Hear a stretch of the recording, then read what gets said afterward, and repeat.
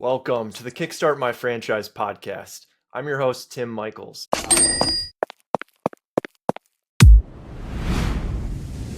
On this episode, I'm joined by Alex Filipuk. He is the founder and CEO of Ideal Siding. I recently became a franchisee of Ideal Siding, for those of you who didn't know. Alex, thanks for joining us. Thank you, Tim. Thank you for inviting me. So you have a super interesting background and journey. Maybe you can just give us a brief sort of overview of sort of where you came from and what led you to found Ideal Siding. Sure. My background is computer science and finance. It's interesting that I ended up in construction, and my wife, she studied construction, and then she ended up in IT. So we kind of cross our paths. But I think when people study, they just get tired of something. And then five years of studying computer science, I think I got tired of computer science a bit. Then I worked for PayPal, which was an amazing experience. It was, and it still is one of the strongest kind of cultural, in terms of culture, company.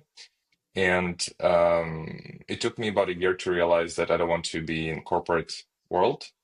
So I'm glad that it didn't take more than a year.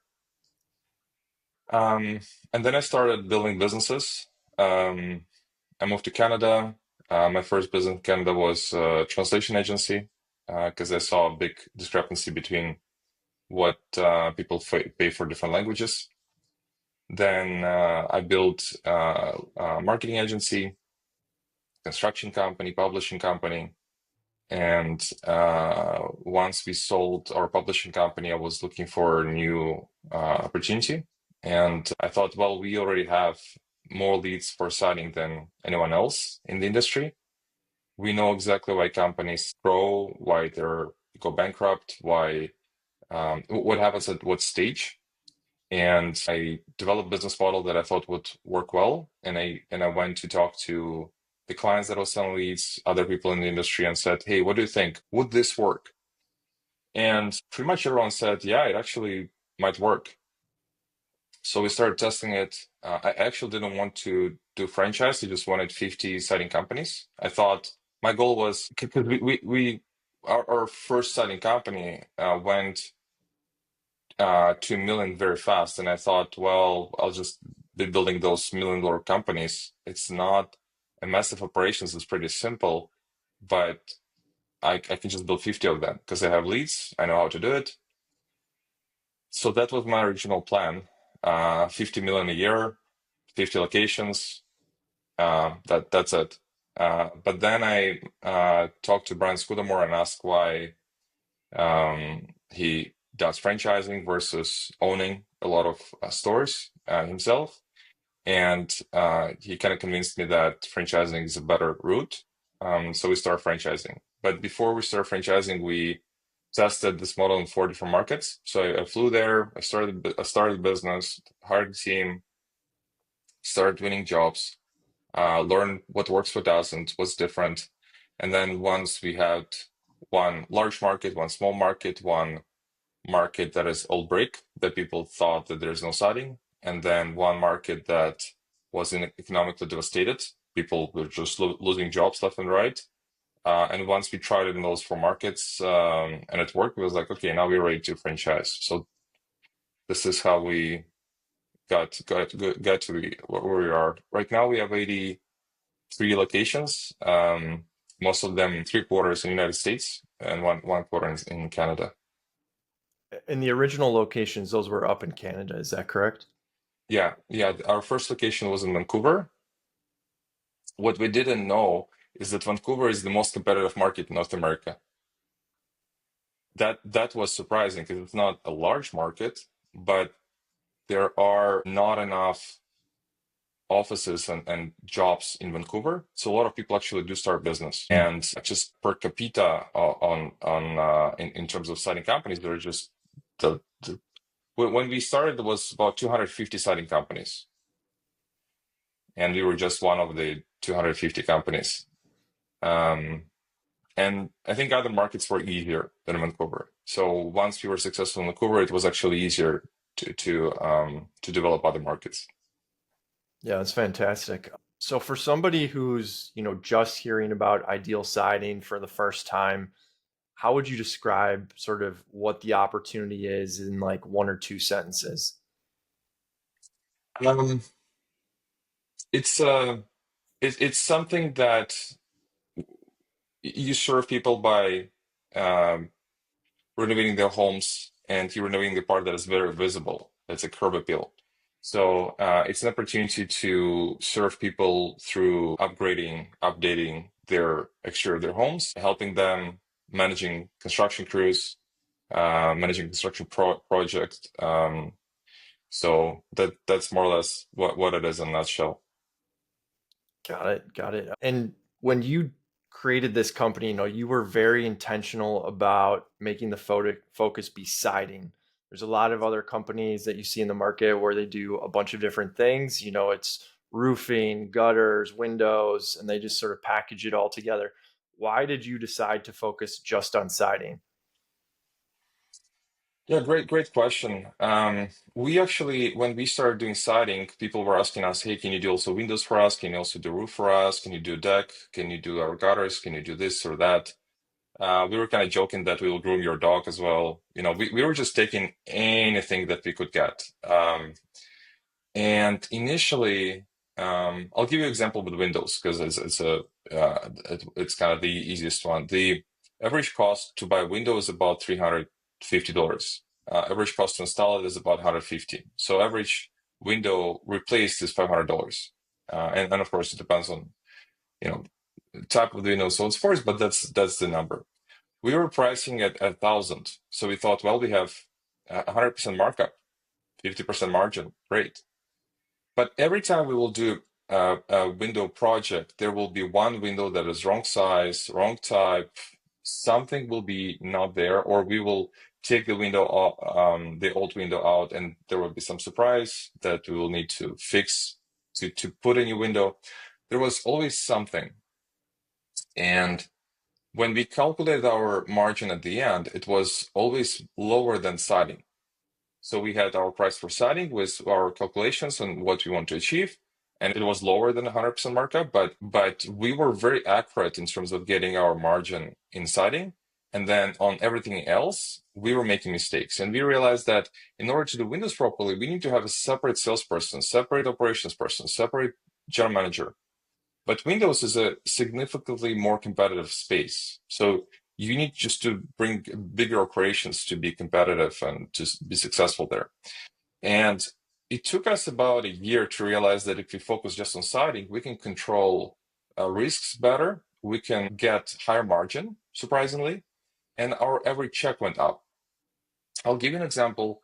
There's a franchise called Window World. They're the largest franchise in Windows space. And from what I remember, their average check is $5,000. And they do siding too. So they do siding, they do windows, I think they do something else. Their average project is $5,000 across all locations. Our average for mostly first year franchisees is over 18,000. So we are three times higher average check than them. And a lot of projects that we do are over 100,000.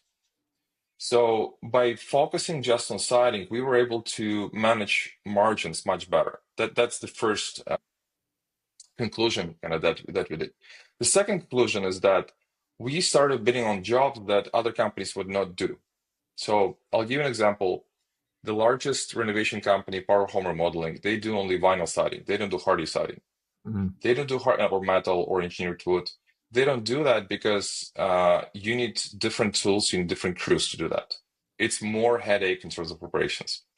We decided that if we actually own the niche and we are the go-to company in siding for any complexity, we are not competing with siding companies, we're competing with engineering companies that are working on those net zero homes, rain screen homes, aluminum panels.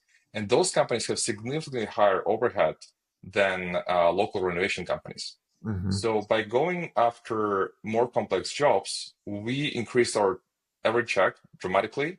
We keep our margin pretty close to what we initially expect to have.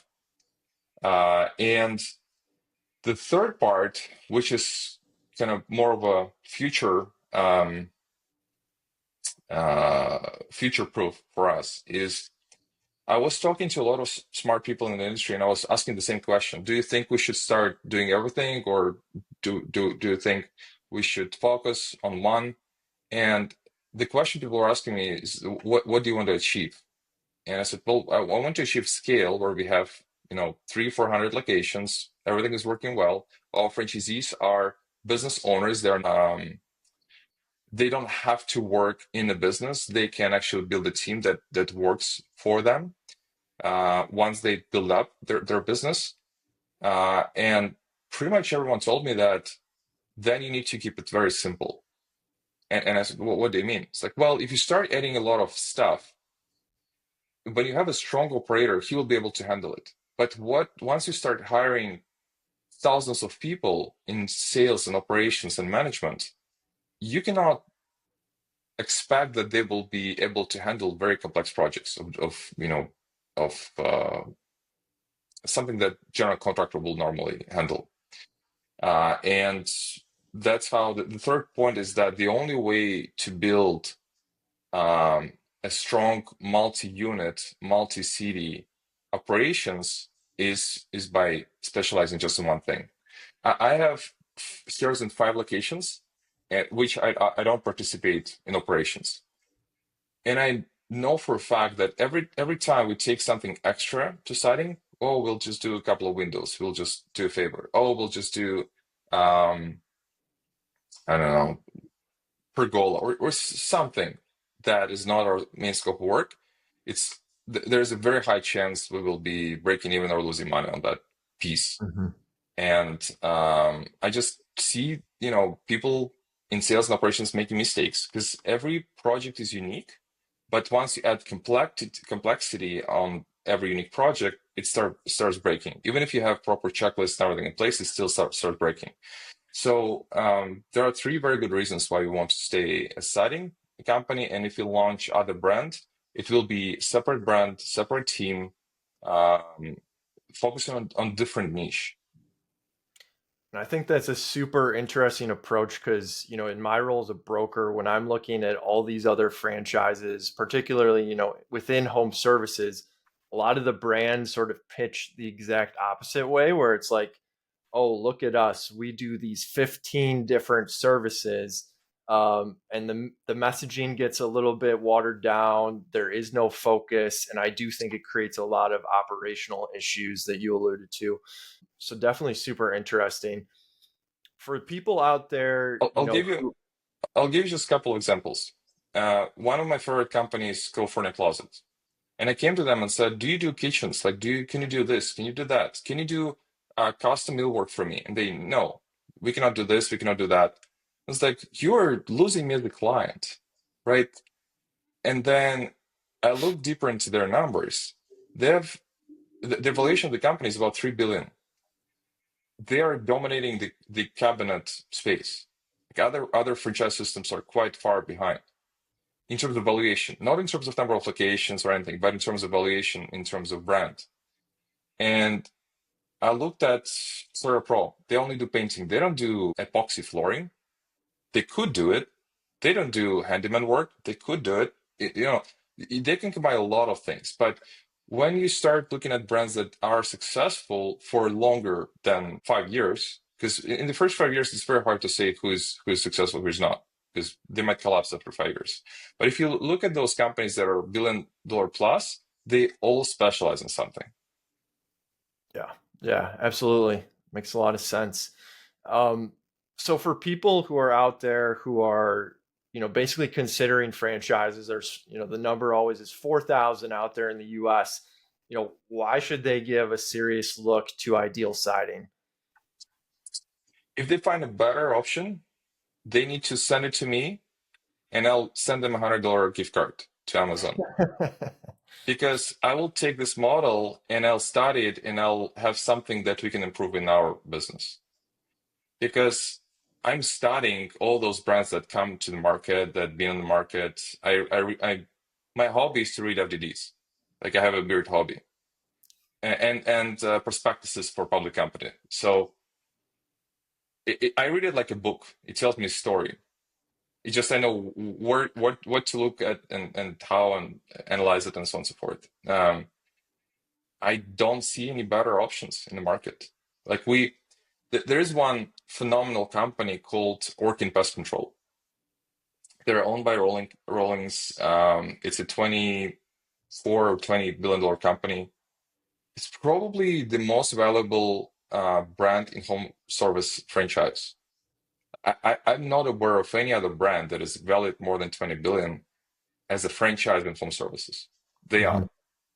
Their VP of franchising is our franchisee. And he definitely knew franchising really well. He definitely looked at a lot of different options. And then he picked us. And the feedback that we get from people who are becoming our franchisees is that I looked at many other options. And if I compare apples to apples, your guys so much ahead that it's not even funny. And this is what we want to hear. We actually don't get that many people. It's like, oh, I never looked at anything and I just stumble upon you and I want to buy a franchise. We actually have a lot of people who say, I was looking for a year or 6 months and I did this research and this is the brands I looked at.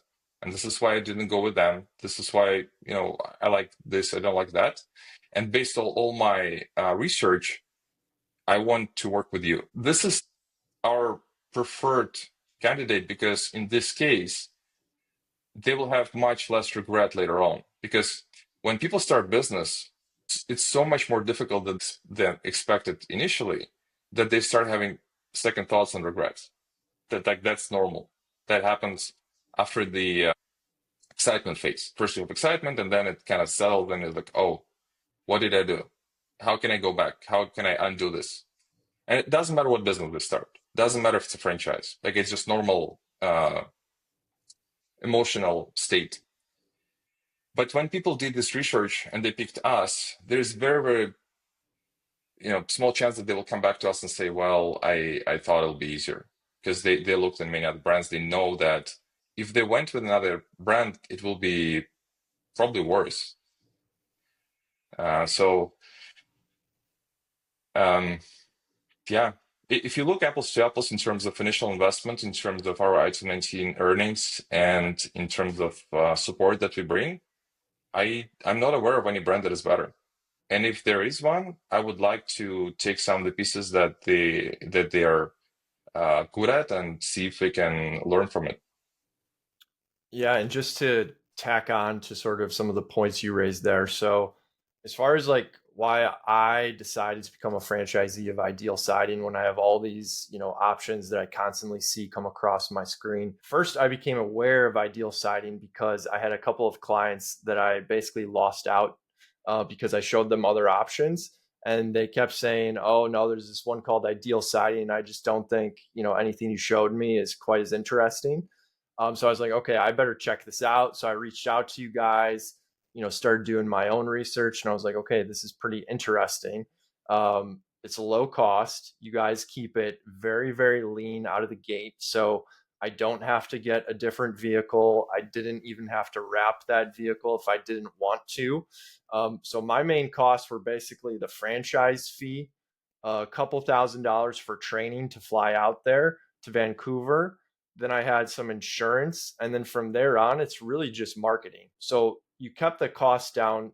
So from my vantage point, even if this goes south, I can't sell anything. Like I'm not going to lose my shirt like I am in a lot of other brands. The other thing I would say is you guys really had this unique sort of focus on we really want people to start with just one territory in the vast majority of cases. I found that to be highly unusual. And I thought it said something specifically about you and the company as a whole, because most people, they want people to come in, buy three territories, take that $150,000 for themselves up front, put all the risk on the franchisee. Whereas you guys are saying, okay, we want you to just pay for one franchise. We're still going to give you, in most cases, like a protected area sort of to grow into. But we're going to sort of put that risk on ourselves. We're not going to collect that money because we think after you get one territory, you're going to want more, essentially, which I thought was just spoke volumes to sort of your guys' intent and your belief behind the system. Uh, and then obviously your lead gen background, that was huge. When I was calling all the franchisees, I consistently heard like the phone is ringing. They're doing a great job. I basically just write them a check each month for how much it is, and then the phone starts ringing. So the validation was great. Yeah, Can you thank you. I can tell you that the most common feedback we get from franchise consultants is literally, my wife will kill me if I add another business, but otherwise I'll buy your franchise. Or I live in this area, can we make it work? Can you make it work? I really want to have it. So every franchise consultant that we worked with told us that they actually want to buy a franchise. And we were kind of, well, but you cannot do it full time. Some people want to get business that will be just kind of cash flowing, uh, you know, without much effort, or they will just hire management. But realistically, it is possible, but only if either you have a lot of capital to burn while the business gets up to speed, or you are very patient with time and it just takes many years. Because there's time, money, and effort. In franchising, effort is the most significant element. And if someone starts franchise and they put a lot of effort in making it successful, this is where most success is happening. Average net worth of our franchisees is way over $1 million. So it's interesting that very smart, very successful people, they don't want to spend 250,000, as you said. They want to spend 50 or 100 and see how it goes, even though they have 250. Mm-hmm, And to me, mm-hmm, it's just being smart. mm-hmm, Like it's not that they don't have funds. They do. It's just they are running the business properly without unnecessary leverage or unnecessary expenses. mm-hmm. This is exactly how I would do it. Yeah, Yeah. along those lines. So I have a lot of people who I talk to who, they say, "Well, I really just want to buy an existing business." And there are definitely a lot of great existing businesses you can buy out there. One example I like to use is, so like 3 or 4 years ago, I had and it was actually a guy who was focused on siding come up for sale here in Chicago. It was just like one guy, and he was, working his butt off, and he was netting like 400K a year. Um, he wanted 1.2 million, so a 3x multiple for the business. And so I looked closely at this, and it was like, when I talked to him, I was like, "Well, what kind of training am I going to get?" He was like, "Well, I'll give you like a week's training, but I really want to move to Florida and kind of forget about this thing, but you'll have access to my phone."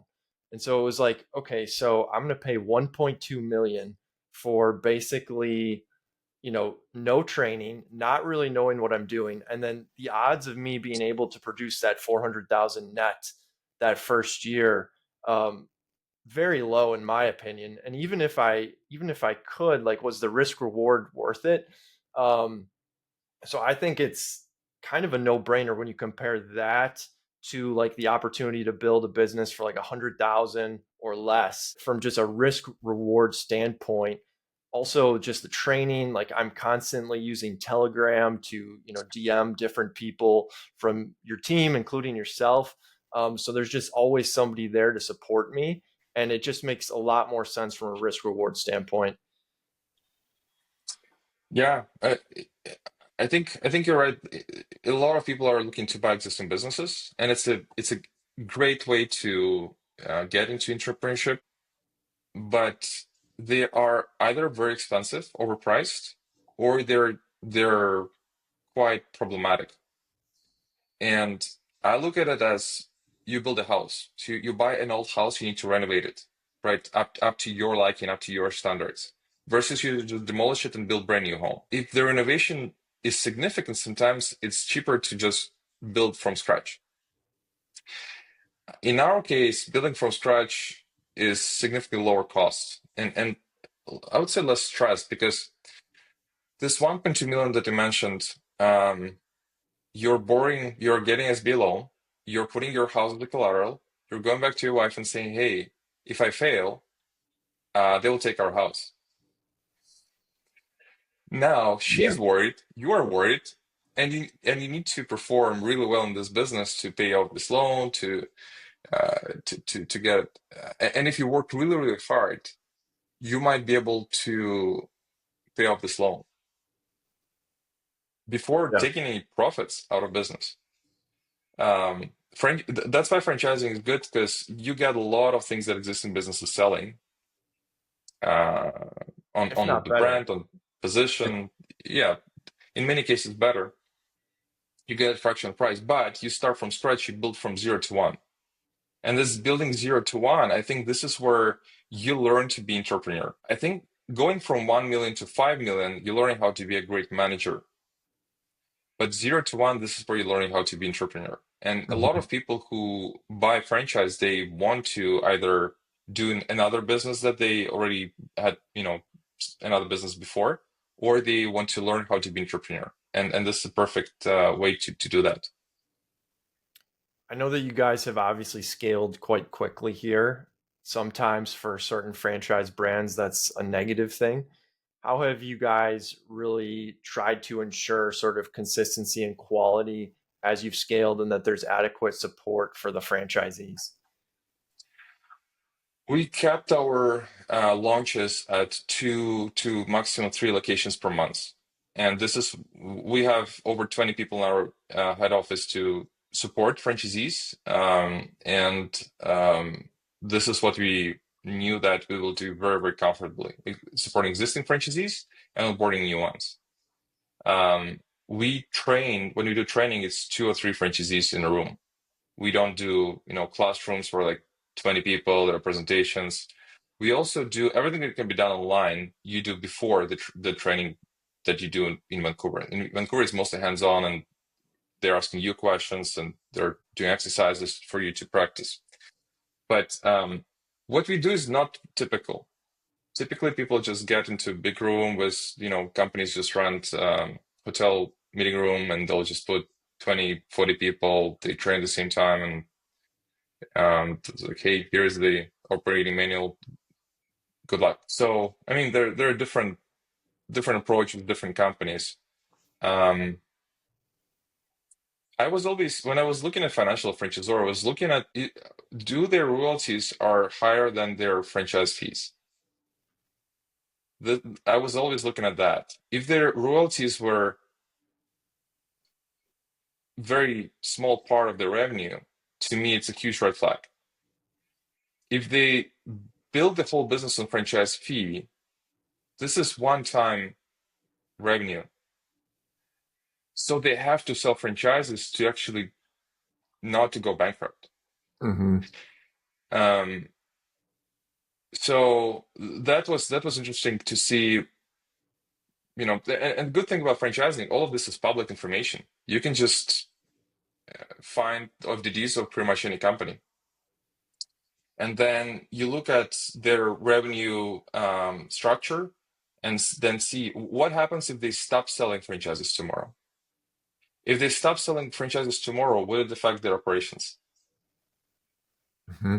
So it's a very critical point to consider when you are buying franchise. I think it's not a case for well-established franchises, but with well-established franchises, you don't have territories available. Exactly. You just Yep. call them and say, "Hey, I really like your brand. I want to buy a franchise." It's like, okay, you need to move to this remote area somewhere far away from where you live. It's like, I don't want to. It's like, well, then there is no franchise. Yep. Exactly. It's always that catch 22. So as far as sort of your long-term vision for Ideal Siding in North America, like where do you see it going over the next 3 to 5 years?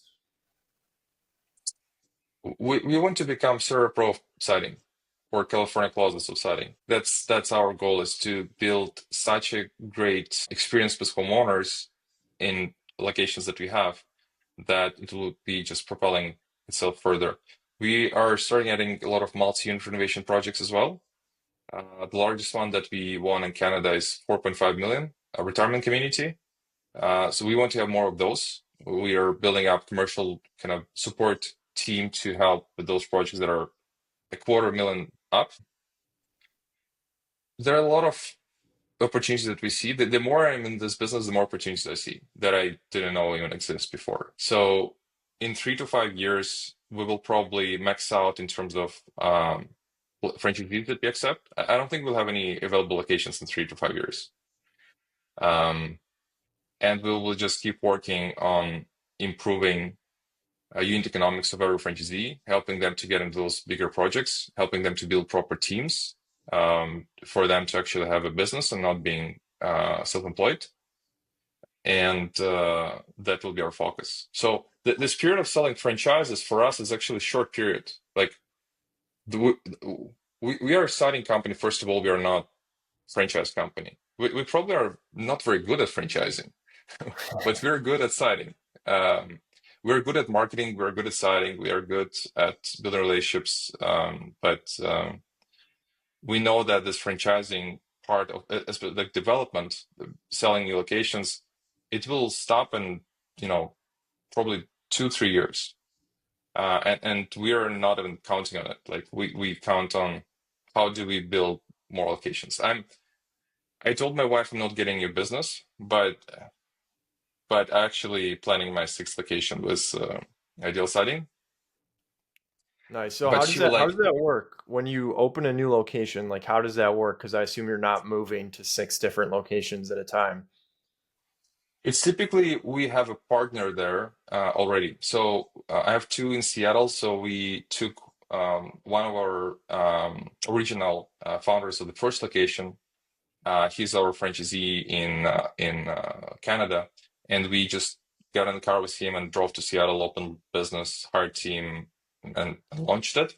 But he's responsible for managing the team. So I always have a person who is like in consulting, it's called managing partner. So we call it the same way. It's managing partner, person who has part of the business and responsible for results of this business. Got And it. other partners are more of a silent partners that they are happy to help with advice or funds or anything they need, but it's not their responsibility. Got it. Okay. Makes sense. There's obviously, a lot of change constantly happening around technology, different tools popping up. Are there anything sort of on the horizon that you see sort of changing the industry or any, innovations that you're excited about sort of bringing to the network within the next year or two? In terms of operations, yes, we are building AI tools for franchisees to go and kind of find any answers. So I'm building my own virtual profile. So every coaching session that I do with franchisees, and I do maybe 6 7 a week, uh, is recorded, and then I will upload all those recordings to the chatbot, and then this chatbot will be able to respond based on how I would say. So how I would respond. And we're building a couple of those for different purposes. So I'm excited about franchisees and their teams, their sales, their operations are getting information within seconds. They don't need to wait for answer. Basically, get answer instantly, pretty much. Um, we are working on some things when it comes to design of homes, but I know for a fact that homeowners typically don't like to do their own design. They actually want you to come and help them. Like I remember when we were looking at renovating our kitchen, we didn't want to sit at home and do it ourselves. We went to IKEA and said, "Hey, can you help us?" And they're like, "Yeah, sit down, tell us more." And there was a conversation, and they used the same software as we could use, but we didn't want to learn how to use it. So we wanted the person who knows how to use it and knows how to use it better, maybe have some tips for us to use it. So in exterior design, it's very similar. We don't have people who say, "Oh, I'll just do my design online." They come to us and say, like, "I know I can do design online, but I want together with you to see based on my house what would be even better than I had in mind." Because you Mhm. guys have done thousands of projects. You know how what works, what doesn't. And I think it's a very smart approach. So what would your message be to somebody who is maybe considering, ideal siding, but is on the fence about whether they should do it or not? Any just thoughts or words of wisdom for them? If they're on the fence, they shouldn't be doing it. if they're on the fast to starting business, they should be starting business. I know it's not a typical answer. Everyone's like, "Yeah, you go get it," right? But I think it's a very great opportunity to grow as a person, to build a business. Either franchise, non-franchise, doesn't really matter. But you need to be very confident that you want to do something. Maybe not necessarily that particular business, but something. You need to have this de either pain or desire. For a Mhm. lot of people, it's pain. They say, "Oh, I hate what I'm doing right now. I need to change it." And this pain should be strong enough for them to have enough confidence to for a change. Or I want to have achieved this freedom or this income or this picture of my lifestyle, and that's why I'm doing this. And sometimes you have both pain and desire to achieve something. I would say a lot of again, as I said before, business is more difficult than people expect initially. For people who are starting their first business or even second business, I've seen a lot of entrepreneurs who sold their business. They start new business, like, oh, I already forgot how difficult it was. Yeah. Yep. And, and I thought because I'm this, 20 years experience, it will be easier, and it's not. Um, so you need to have enough desire to get you through this first year of business. And again, doesn't matter what business, any business. Um, so if you're in a fence, you need to just think, why do you want to do it? What will happen if you don't do it? And it's a big decision. Uh, it's not just financial decision. It's your allocation of your time, your resources, stress, a lot of things. But what I did before, I would call people that did it and ask them if they would do it again, and also if how was their experience, where they are at right now. So I would I love going to franchisors that are very successful and say, hey, how's your life right now? Where do you live? How much your house is worth? Where do your kids go to school? How often do you travel? Where do you travel? Why? What car do you drive? Like a lot of things that will give me an idea of the picture of life and for me to decide if I want this or not. If they tell me something and I'm Absolutely. like, oh, this is very similar to what I want. So tell me, what do you do at stage where I was at? So tell me, what did you do 5 years or 20 years ago to achieve that? So you can always look at the future by talking to people that did it before. So in franchising, again, that's pretty great that you can actually go and call every single franchisee on every single system. Even if you don't want that franchise, you can call those people, and it's all distribution FDD. And then ask yourself if you want to live the life that this person is living after 5 years of being with that particular brand. And if the answer is yes, it will be much easier for you to start. If the answer is no, then you might be wasting 5 years of your life if you do that. And it's better to do something else. You need to find something that results of people that were doing what you are considering doing are close to what you want to achieve. Hmm. Yeah, those are wise words. Do you have any success stories that you can point to of existing franchisees? Not calling them out by name, but just like high level, like examples. And you can, or if you want, reference item 19, up to you. We have quite a few. My favorite one so far is franchisee who came from Brazil. He was in banking industry. He was in Bank of Brazil for 20 years. He came to Canada. He couldn't find a job. Uh, he was overqualified for a lot of positions, and his English wasn't that great. But he was a hardworking guy, and he was looking for a job for 6 months. He couldn't find anything. He went to study to improve his chances.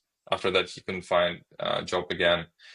Then he um, found a franchise, launched franchise, and second year he became the largest franchisee with the largest amount of income. He when we met, uh, so it was second year in Canada. He made 420,000 profit. Yeah. And based on the investment, based on everything that he achieved, he was super, super happy. And I was like, I'm so happy that you are doing so well. So for us, we love when people achieve more than they initially expected.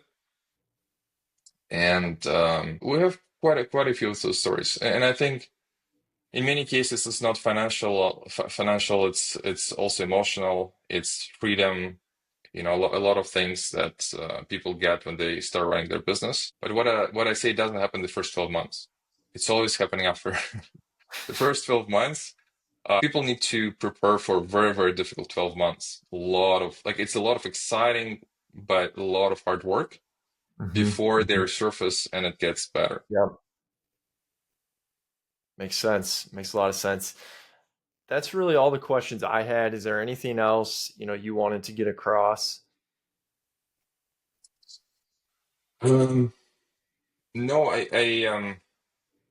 I'm curious to ask you what do you see when people are looking for franchise and you have access probably to 1,000 different brands. What w- what is common, today in 2025? Um, what are people running from or to in most cases? Yeah, I mean, as far as what they're running from, I mean, it's pretty much the same story every day. It's I got laid off, or, I'm just sick of doing the 9 to 5 and I want to build something for myself. That's what I hear the most consistently. I think to your point about is there like a pain point? I think for the vast majority of people, there does have to be some sort of pain point for them to take sort of that risk, or leap of faith that it takes to become an entrepreneur. So those are the most consistent like cases that I see. There are some people who I'm talking to who they're very successful and they just want to change. They want to, like, I have a current, I won't name their profession, but a current client who makes, $500,000 a year told me they work like 8 hours a day. And I was like, why do you want to do a franchise? And they're like, well, I just don't feel like I've achieved anything. So for some people, it's just, they want to feel like they're building something for themselves and their family. As far as like what they're looking for, it's really, across the spectrum. I tend to talk to a lot of people who are interested in home services specifically due to, the fact that it's just going to be a lot more resistance to AI, and technology changes that are coming on than a lot of these other industries. But yeah, people are interested across the board.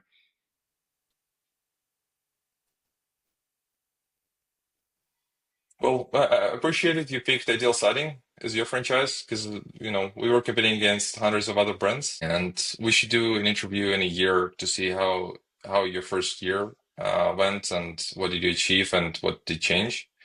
I think it will be very interesting to see how the first year, and maybe then Absolutely. another one after the second year. Um, Absolutely. When I become the biggest franchisee in the system. Well, you're in a big market. You actually have potential to achieve it. A lot of people they live in smaller towns, and then when they start business, they might get pretty nice business for themselves, but it will never become the largest in the network. You're in a Hmm. market that is large enough to become largest in the network. So, yeah, it's everything is possible. Awesome. Well, really appreciate your time here, Alex. Thank you, Tim.